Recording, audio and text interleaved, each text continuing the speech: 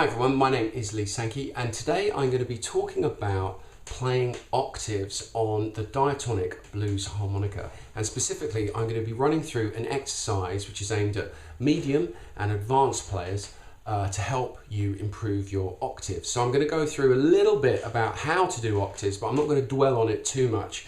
So I'm kind of assuming you're a player who already is thinking about using octaves or has got a little bit of a handle on the technique. And then after this, I'm going to upload another video with another exercise to help improve your octaves in a different position. So what is an octave on the harmonica?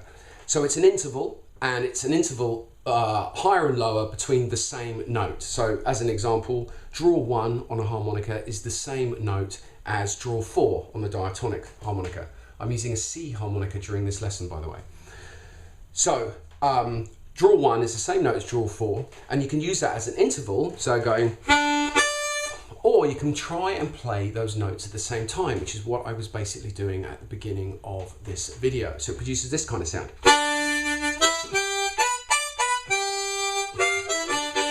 And it's really great effect to be able to have. It helps fatten the sound of the harmonica. It also can produce that kind of horn-like backing. It almost has a Hammond organ sound sometimes when you amplify it. So it's a really great thing to have. Now, if you're a player who mainly plays lip pursing, then this is a really good reason to incorporate a little bit of tongue blocking in your playing. If you already tongue block, then you probably can already play octaves, and hopefully this video will give you a little scale to help you extend the way that you use them, and also to work on a couple of the little nuances which makes octaves sometimes a bit challenging for people.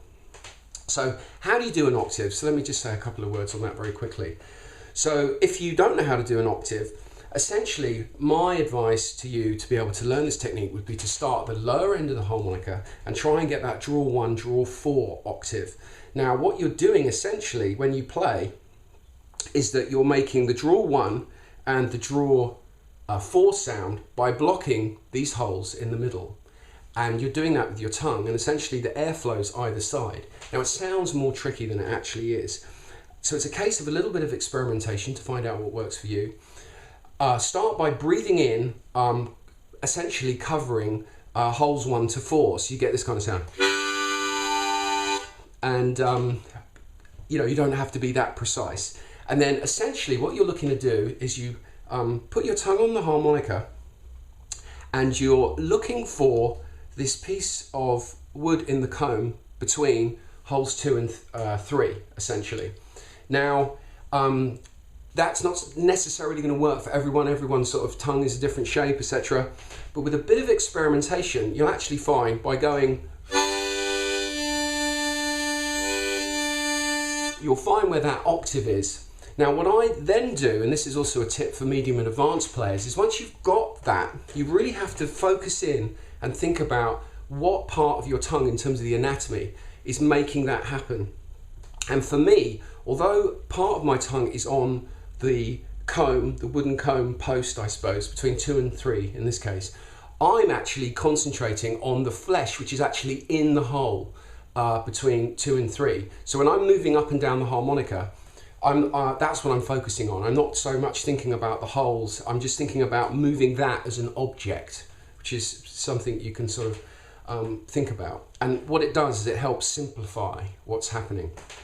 So you can actually also move your tongue around forward and back and still maintain that octave actually. So you might find there's a different position that works for you. So again, that's another thing to experiment. So I'll play the octave now, and actually I'll be moving my tongue right over the harmonica and right back.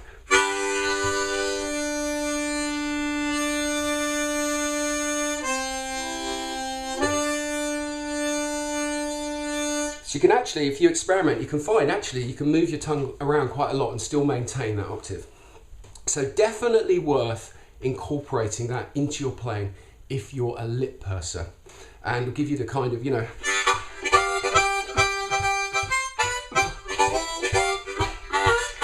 great thing. Third position. So it's a really cool thing to be able to do. So, what is this scale? So, what I'm going to be talking about is the scale which goes from the draw 4 to the blow 9 in cross position. So here are the notes played singly rather than as an octave, and I'll be playing the higher note within the octave, okay? So the first way to think about it is, it's draw 4, blow 5, blow 6, draw 7, draw 8, blow 8, blow 9. So it sounds like this.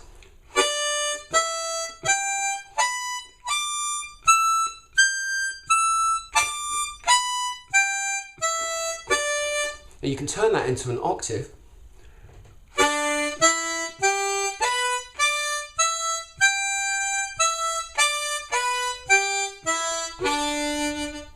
And again, like any scale, start slow and build it up. Now that is a really good scale because, one, it'll help you improve your embouchure with dealing with one of the tricky things about doing octaves as you move around the harmonica. And that is because of one very simple thing. In the lower part of the harmonica, moving up to the blow 6, and actually in some parts of the higher register, the distance between the two holes that you want to sound, i.e. for example the 1 and the 4, is a space of 2 other holes, in this case the 2 and the 3. So if you want the 1 and the 4, you have to block holes 2 and 3. However, when you move up the harmonica to draw 7, 8 and 9, actually you need to be blocking 3 holes. Now what this means is it requires a different embouchure. So as you move up into this note, that one, and the 8, you're having to use a different embouchure, a wider embouchure, like actually you'd use on the chromatic. But when you then move to the blow 8, the space is 2 holes. So what's great about this scale, it's a great way of smoothing out the transitions between those different embouchures, because you want to be able to switch instantly. So between those, going between a space of 2 holes and 3 holes needs to be as seamless as possible.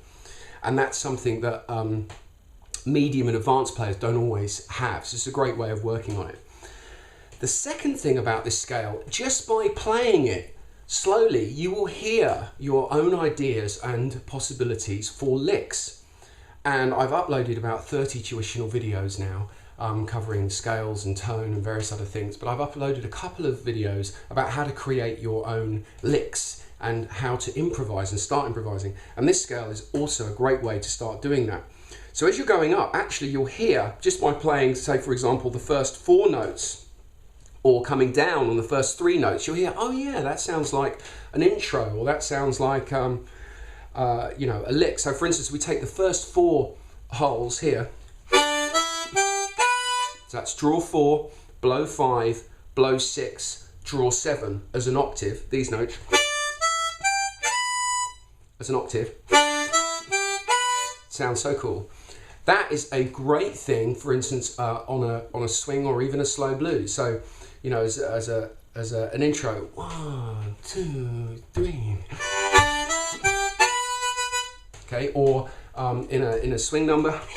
I mean, William Clark used to use this lick all the time.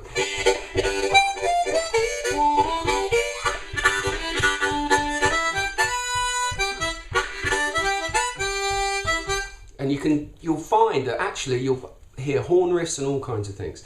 So this is a really great scale for practicing octaves, sorting out your embouchure as you have a transition between a block between 2 holes and 3 holes, and also to extend your range up so you're playing higher up the harp, because it can get a bit scary for people up there because it's laid out differently. So I hope you found that useful. I'm going to be uploading another video about octaves with a different exercise, this time for 3rd position. So everything we've been talking about today is in 2nd position, the scale. But you can tweak a little bit and change it into 3rd position, and that's what I'll be doing on my next video. So I hope you found that useful, and drop me an email, and thank you for everyone who has sent in feedback and comments, etc., etc. Thank you very much.